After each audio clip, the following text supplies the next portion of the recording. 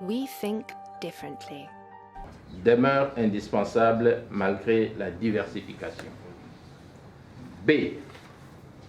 Le mérite, la capacité, la motivation des étudiants doivent constituer l'unique base pour l'accès à l'éducation. Aucune discrimination ne pouvait être acceptée pour restreindre cet accès. La participation des femmes dans toutes les disciplines où elles sont sous-représentées et dans l'administration doit être un objectif à atteindre. C. Le développement des nouvelles technologies ouvre la voie à une éducation permanente pour tous. Elles doivent être mises au service du processus pédagogique comme progrès de la recherche. Elles doivent aussi contribuer à une gestion plus efficace des systèmes d'enseignement supérieur, mais elles doivent être accessibles à tous et servir à tous. Les conditions sociales et culturelles de tous devant être prises en compte. Comme par ailleurs, dans tous les aspects de l'organisation des institutions.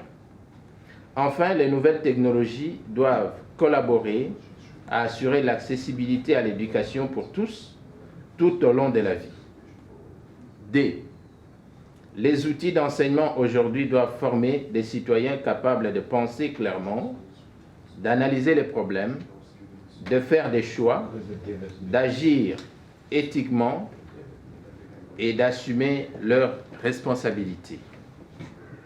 Les liens renforcés avec le monde du travail ne doivent pas faire oublier que les orientations de base des institutions doivent être fixées à long terme et en fonction des besoins sociaux. Le marché est une réalité, mais la crise actuelle peut s'expliquer en grande partie par l'absence de règles et d'une vision d'ensemble où les facteurs sociaux et culturels doivent être le plus importants. L'objectif final de l'action dans ce domaine doit rester celui de la construction d'une société plus juste. C.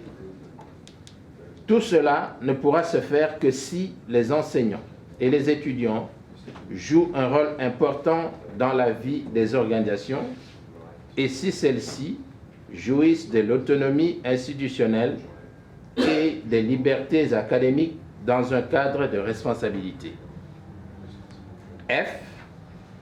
La dimension internationale de l'enseignement supérieur fait partie de sa qualité et la mise en place de réseaux basés sur le partage, la solidarité et l'égalité entre partenaires doit être stimulée et devenir un moyen d'action majeur des institutions et systèmes.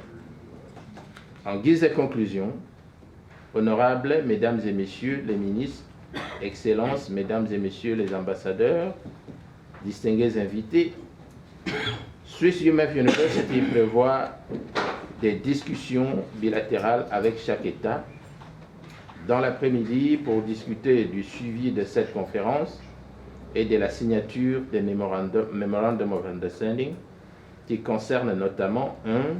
Les 500 bourses d'études qui sont octroyées à chaque État durant les 5 prochaines années. 2. Le transfert de cet outil important, étudié à distance, sans Internet et sans électricité. Je vous remercie de votre attention.